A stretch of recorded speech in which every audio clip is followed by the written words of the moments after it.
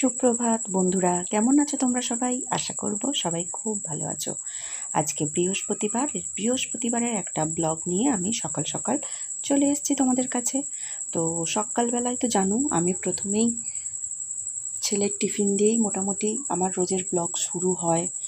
আর ছেলের টিফিন করতে আমি চলেও এসেছি। আজকে না ঘুম থেকে উঠতে বেশ দেরি হয়ে গেছে গো।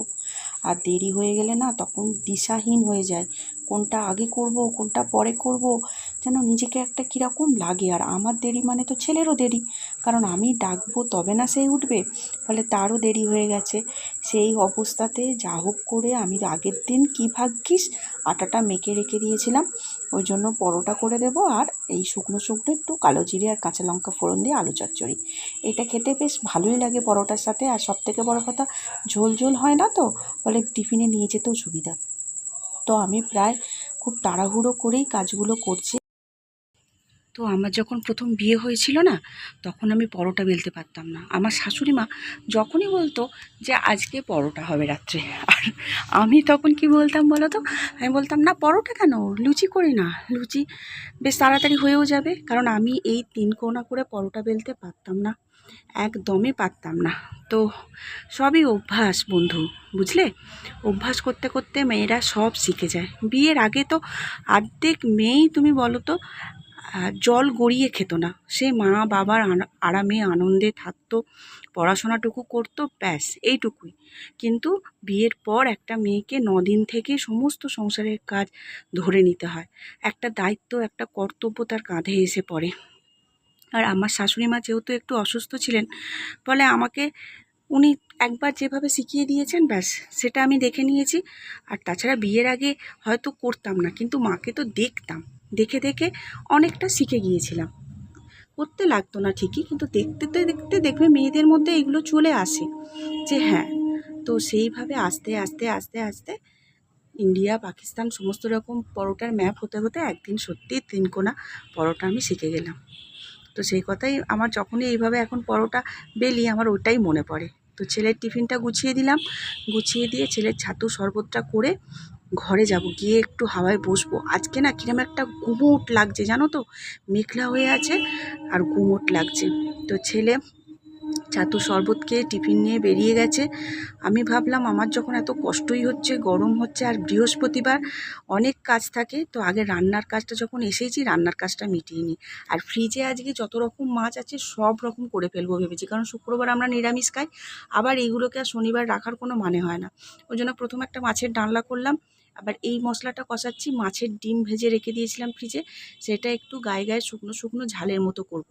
মাছের ডিমটা কিন্তু ওই শুকনো শুকনো ঝালটা খেতে বেশ ভালো লাগে। আর আমার বর অতটা মাছের ডিম সবসময় পছন্দ করে না, আর বাসি ডিম তো খাবেও না। তো আমি আর ছেলে, তো দুবেলা এটা আমার ছেলে সুন্দর হয়েও যাবে। আর করব চিংড়ি মাছের মালাইকারি। বেশ অনেকগুলো চিংড়ি মাছ আছে, আর চিংড়ি মাছগুলো সাইজ না বেশ বড় বড়ই আছে। হ্যাঁ, হয়তো ভেতর দিয়ে কাটি দিলে ওগুলো বেশ বড় বড় লাগতো, কিন্তু আমি তার ওসব কিছু করিনি। টেস্টি টাটকা চিংড়ি মাছ আমি একটু মালাইকারি বাড়িতে যা যা উপকরণ আছে তাই দিয়েই করে নেব। সবই সেই ঝাল ঝাল মতো করবো, তার থেকে ভালো এটা একটু চিংড়ি মাছের মালাইকারি করে দিই। তো ওই জন্য প্রথমে দেখো পেঁয়াজ, আদা, রসুন, কাঁচা লঙ্কার একটা পেস্ট দিয়ে দিয়েছিলাম।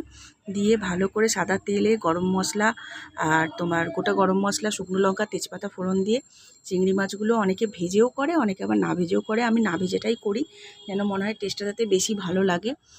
এবার ভালোভাবে ওটাকে কষিয়ে নিয়ে এবার অল্প একটু কাশ্মীরি লঙ্কার গুঁড়ো আর টমেটো সস কেচাপ দিয়ে দিলাম, কারণ টমেটোর যা দাম বাবা গো, তার থেকে কেচাপ খাওয়া অনেক ভালো গো।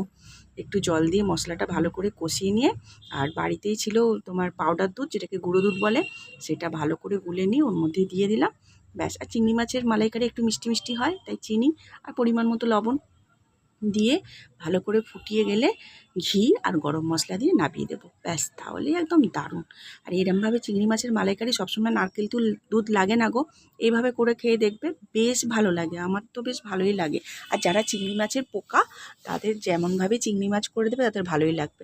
তবে হ্যাঁ, যেমনভাবে তেমনভাবে না, এইভাবে করে দেখো বেশ ভালো লাগে। আমাদের তো সেদিনকে মাছের যে ডালনাটা করেছি সেটা সকালবেলা লাগেইনি। চিংড়ি মাছের মালাইকারি আর ওই ডিমের ঝাল দিয়ে আমার আর ছেলের খাওয়া হয়ে গেছে। এই দেখো মালাইকারির ফাইনাল লুক। হেভি খেতে হয়েছিল, কিন্তু তোমরা একদিন করে আমাকে জানিও কেমন লাগলো, ঠিক আছে? চলো, বরকেও খাইয়ে বার করে দিয়েছি, ছেলেও স্কুল চলে গেছে, এখন বাড়ি ফাঁকা। এখন আমি আনন্দে বাসি কাজ সারবো, বুঝলে। আমার আজকে বর এত তাড়াতাড়ি বেরিয়েছে যে বাসি বিছানা পর্যন্ত আমি সকালে পরিষ্কার করার টাইম পাইনি। ও বেরিয়ে যাওয়ার পর তারপর সমস্ত রকম পরিষ্কার করলাম। কারণ রোজের মতো রোজ একই ডিউটিতে চললে তো আমাদের হয় না, তাই না? ওর টাইম অনুযায়ী ওকে তো বেরোতে হবে। আজকে যদি তাড়াতাড়ি বেরোনোর লাগে তো তখন আমাকে তাড়াতাড়ি আগে করে রান্নাটাই করে দিতে হবে, তারপর বাসি কাজের জন্য তো সারাদিন রইলই, তাই না? আর ঘর দালানটা ঝাঁট দিয়ে নিয়েছি, আর সমস্ত রকম যা যা জামা কাপড় ছিল, 2 দিন ধরে জড়ো হয়েছিল, সব রকম জামা কাপড় মেশিনে ঢুকিয়ে দিলাম। আরও আছে, খুঁজে খুঁজে খুঁজে খুঁজে বার করতে হবে। কি করে বলো তো, ছেলে পরে একটা টুক করে ছুঁড়ে হয়তো অন্য কোথাও একটা রেখে দিল, বর এসে একবার পড়লো, পরে একটুখানি আলনার মধ্যে রেখে দিলে এবার ওইগুলোকে না শুকে শুকে বার করতে হয়। মানে মায়েদের যে কত রকম কত কি করতে হয় না, সেটা সমস্ত মায়েরাই জানে। সেগুলোকে খুঁজে খুঁজে খুঁজে খুঁজে মেশিনে ঢোকাতে হয়। আর দেখো, আমি এই সিঁড়িটা একমাত্র, এটা নিচে যাওয়ার সিঁড়িটা, এটা আমি একমাত্র বৃহস্পতিবারই ঝাঁট দিই। প্রতিদিন পারি না গো, একা হাতে তো এত কাজ সম্ভব হয়ে ওঠে না। ওই জন্য বৃহস্পতিবার এটাকে ঝাঁট দিই। আবার পোজ দিচ্ছি, দেখো, মার ঝাড়ু মেরে ঝেঁটিয়ে বিদায় করার মতো। কি করব, সমস্ত কাজই তো করতে হয়। এখনো পর্যন্ত পেটে জল পড়েনি। আজকে বৃহস্পতিবার, পুজো না করে আমি কিচ্ছু খাই না। তো যত বেলাই হোক পুজো করব, তারপর একটু ছাতুর শরবত খাবো। কারণ ছেলে যেহেতু মর্নিং স্কুল, ছেলে 12:30টার মধ্যে চলে আসবে, ও স্নান করবে, আর 1টার মধ্যে ভাত খেয়ে নিতে পারবো। ওই জন্য আর এই সমস্ত কাজ সারতে সারতে মোটামুটি আমার 11টা বেজে যাবে। বৃহস্পতিবার যেহেতু, বৃহস্পতিবারের পুজো সারতে অনেকটা টাইম লাগে। তো ওই কারণেই ভেবেছি যে একবারে পুজোটা সেরে ওই 11টা নাগাদ একটু ছাতুর শরবত খেয়ে নেবো, তাহলেই হবে। তো ঘর দালানগুলো মোছাও কমপ্লিট হয়ে গেল। দেখো, আমি স্নান টান করে একদম ঠাকুর ঘরে চলে এসেছি, আর এসেই একটা ধুনো জ্বালিয়ে দিয়েছি। আর বৃহস্পতিবার না, ধুনোর গন্ধটা বেশ ভালো লাগে, তাই না? চারধারময় ধুনোয় হয়ে থাকবে। আর দেখো, আমার পুজো কমপ্লিট, সমস্ত ঠাকুরকে আমি ফুল দিয়ে দিয়েছি। আর আজকের ফুলটা কিন্তু খুব ভালো দিয়েছিল, বেশ বড় বড় ফুল দিয়েছিল গাঁদা ফুলগুলো। আর গণেশজিকেও পুজো করে নিয়েছি, মা দুর্গা, নারায়ণ, সবাইকে ফুল দিয়ে দিয়েছি। আবার হ্যাঁ, কাল থেকে অম্বুবাচী পড়ছে, মানে আমি এটা শুক্রবার ভয়েস দিচ্ছি, শনিবার অম্বুবাচী পড়ে যাচ্ছে।